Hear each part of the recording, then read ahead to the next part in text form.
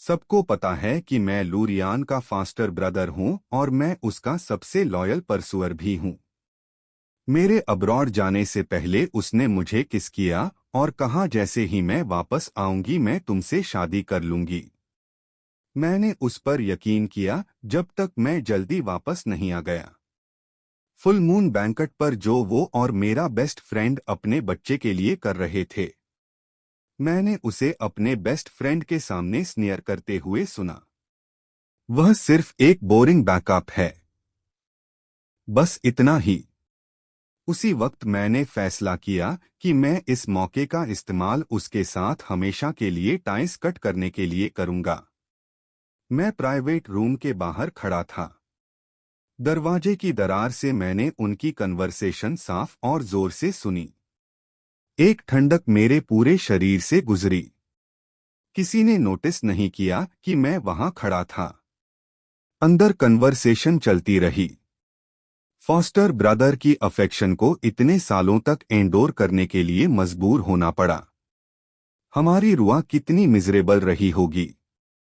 खुशकिस्मती से वो आखिरकार उसकी पेस्टरिंग से छुटकारा पा गई है। बेशक अब उसे अपनी लाइफ में आगे बढ़ना होगा। लेकिन रुआन, क्या तुम ऑटन के साथ अपनी वेडिंग की न्यूज़ सीक्रेट रखने वाली हो? क्या यह उसके साथ अनफेयर नहीं होगा? लू रुआयान ने स्ट्रोलर में बच्चे को किस किया। देखते हैं जब सही वक्त आएगा। मैं लॉन्ग आओ से चीजें क्लियर करने के लिए सही मौका ढूंढ लूंगी। चाहे कुछ भी हो मैं बोदा को सफर नहीं करने दूंगी। तभी जियोबोदा अंदर लाउंज स्वीट से एक बेबी बॉटल पकड़े हुए बाहर आया। रोहान, तुम्हें मेरे बारे में वरी करने की जरूरत नहीं है। आउटन वो अभी जवान और इमैच्योर है। मुझे यकीन है कि जब उसे थोड़ा और लाइफ एक्सपीरियंस हो जाएगा वो अपने आप चीजें समझ जाएगा। किसी ने तुरंत बीच में बोलते हुए कहा, हमारा बोधा कितना सेंसिबल है। इसमें कोई हैरानी नहीं कि रुआ तुम्हारे लिए इतनी डिवोटेड है।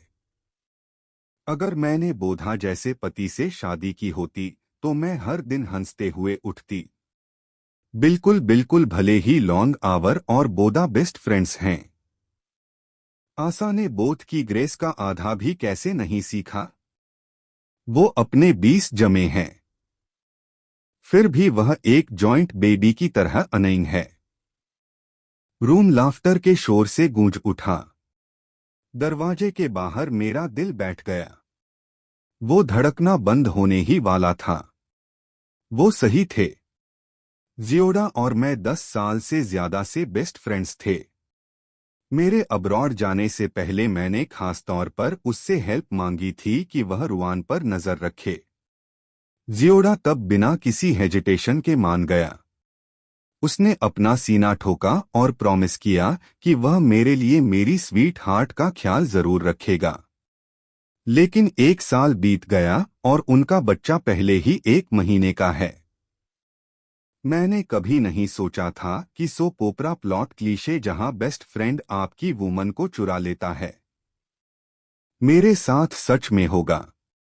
अंदर उन तीनों को एक हैप्पी फैमिली की तरह गले मिलते देख मैं अचानक रियलिटी में वापस आ गया। जैसे कोई करंट लगा हो। मैंने दरवाजे के हैंडल से अपना हाथ पीछे खींच लिया। उस दरवाजे को धक्का देकर खोलने का क्या फायदा होता।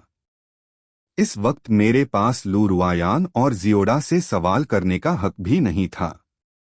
आखिरकार रुवान और मैं कभी ऑफिशियली साथ नहीं थे। मेरे जाने से पहले उसने मुझे सिर्फ एक वर्बल प्रॉमिस दिया था, जब तुम 2 साल में वापस आओगे अगर तुम अब भी मुझे पसंद करते हो तो हम साथ होंगे। तो चाहे लू रुआयान ने जियोडा से शादी की हो या उनका बच्चा हो, यह उनका हक था। मैंने अपना फोन निकाला और अपना वी चैट खोला। मेरे पिन चैट्स में सबसे ऊपर मैंने लू रुआयान की प्रोफाइल पिक्चर देखी। पिछले हफ्ते से जब उसने मुझे एक मैसेज भेजा था जिसमें लिखा था आई मिस यू। उसने मुझसे फिर कभी कांटेक्ट नहीं किया। मैंने उसे जो भी भेजा उसने एक शब्द का भी रिप्लाई नहीं दिया। पहले मुझे लगा कि वह बस काम में बिजी थी। अब मैं देख रहा हूं कि वह काम में बिल्कुल बिजी नहीं थी। वो अपने बच्चे के लिए फुल मून बैंक्वेट ऑर्गेनाइज करने में बिजी थी। मेरी उंगली काफी देर तक स्क्रीन पर मंडराती रही। आखिरकार मैंने उसकी प्रोफाइल पर क्लिक किया। मैंने उसे एक मैसेज भेजा। रुआ, तुम क्या कर रही हो? तुम रिप्लाई क्यों नहीं कर रही हो? मेरे भेजते ही रूम में लू रुआ यान का फोन बजा। उसने उठाया और उस पर नजर डाली। वह थोड़ा फ्राउन हुई, लेकिन उसने रिप्लाई नहीं किया। इसके बजाय उसने बस अपना फोन लॉक कर दिया। उसके पास बैठे जियोबोदा शायद नोटिफिकेशन देख लिया था। उसने कैजुअली पूछा, रुआ, क्या वो आओ का मैसेज था? तुम रिप्लाई क्यों नहीं कर रही हो? लू रुआ यान ने जियोबो बोदा के माथे पर किस किया। फिर उसकी गोद से बच्चा ले लिया। उसकी आवाज बहुत ठंडी थी। उसे रिप्लाई देना सिर्फ वक्त की बर्बादी है। तुम्हें पता है, मुझे वह हमेशा से अनैन लगता था। अगर यह बात ना होती कि उसके पेरेंट्स ने तब मेरी हेल्प की थी, या मेरे डैड ने मुझसे कहा था कि मुझे उसका अच्छा ख्याल रखना है, तो मैं कांटेक्ट में रहने का दिखावा करने की कोशिश भी नहीं करती। बोदा, जिन लोगों से मैं प्यार करती हूँ वह सिर्फ तुम और बच्चा हो। उसने तुम्हें इतने सालों तक मिरेबल फील करवाया है। चिंता मत करो। एक बार जब हमारी शादी हो जाएगी, मैं तुम्हारे और हमारे बच्चे के लिए सब ठीक कर दूंगा। मैं बाकी की बात सुनने के लिए वहां नहीं रुका। मैं मुड़ा और होटल से सीधा बाहर चला गया। सूरज की रोशनी मुझ पर पड़ी, लेकिन मुझे अभी भी ऐसा लग रहा था जैसे मैं किसी डेज में हूं। अचानक मुझे लगा कि मैंने पीछे से किसी को मेरा नाम पुकारते हुए सुना। मैं मुड़ा और देखा कि लूरुयान का एक और दोस्त था। उसके हाथ में एक बड़ा पिंक डॉल था। एक बार देखकर ही पता चल रहा था कि वह बच्चे के लिए फुल मून गिफ्ट था। उसकी आंखें शौक से भरी थी। लॉन्ग हाउसियन, तुम कब वापस आए? तुम इस होटल में क्यों हो?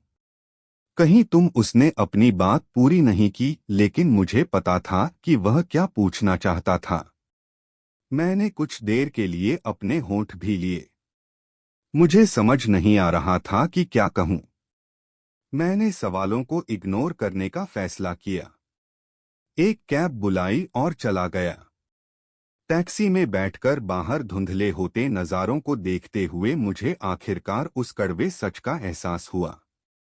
जिस इंसान से मैंने 10 साल तक प्यार किया, उसने कभी मुझसे बदले में प्यार नहीं किया था। लूरुयान मुझसे हमेशा से झूठ बोल रही थी। यहाँ तक कि मेरी सबसे अच्छी दोस्त भी मुझे धोखा दे रही थी। मुझे समझ नहीं आ रहा था कि मैंने क्या गलत किया था। सब मेरे साथ ऐसा बर्ताव क्यों कर रहे थे? मेरी आंखों के कोनों से आंसू निकलने लगे। यहाँ तक कि ड्राइवर भी रियर व्यू मिरर से मेरी तरफ कई बार देखने से खुद को नहीं रोक सका। अचानक मेरा फोन बजा। यह वो स्पेशल रिंगटोन थी जो मैंने खास लूरू यान के लिए सेट की थी। लॉन्ग हाउस यान, क्या तुम वापस आ गए हो? उसकी आवाज हमेशा की तरह काम थी, जिसमें इमोशंस का हिंट नहीं था। अगर मैंने खुद सच का पता न लगाया होता तो शायद मैं हमेशा के लिए अंधेरे में रहता। मैंने अपने आंसू पोंछे और जल्दी से अपने बचे हुए इमोशंस को संभाला। मैंने धीमे से जवाब दिया, हाँ, स्कूल में ब्रेक है, इसलिए मैं घर आ गया। तो तुमने मुझे पहले क्यों नहीं बताया? मैं तुम्हें पिक करने आ सकती थी। मुझे लगा तुम काम में बिजी होगी, इसलिए मैं तुम्हें डिस्टर्ब नहीं करना चाहता था। दूसरी तरफ थोड़ी देर के लिए खामोशी रही। फिर उसने पूछा, मेरे दोस्त ने अभी कहा कि वह तुमसे गिन हुआ होटल के एंट्रेंस पर मिला था। तुम वहां क्या कर रहे थे? मेरी उंगलियां फोन पर कस गई। किसी वजह से मैं अभी उसका झूठ एक्सपोज नहीं करना चाहता था।